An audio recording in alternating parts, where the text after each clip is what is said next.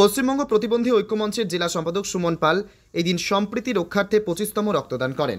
কথা বলে জানান, যেভাবে সমাজে একদল নিকৃষ্ট স্বার্থপর মানুষ নিজের আখের গোছানোর জন্য ধর্মীয় উন্মাদনা তৈরি করে মুর্শিদাবাদ তথা সারা দেশের সম্প্রীতি নষ্ট করার চক্রান্ত করছে, তাদের বিরুদ্ধে সর্বস্তরের ছাত্র সমাজ, যুব সমাজকে সামাজিক কাজে এগিয়ে এসে ধর্মের ঊর্ধ্বে লড়াই করার আহ্বান জানায়।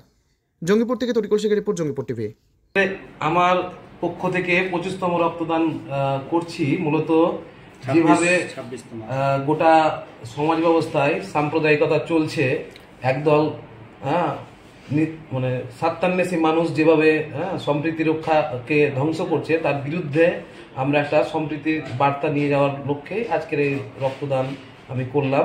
মূলত সর্বস্তরের জনগণকে এই সম্প্রীতি রক্ষার জন্য আমার এই আজকের 25তম রক্তদান। যাকে রক্ত দিচ্ছে সে আপনার কে হয়?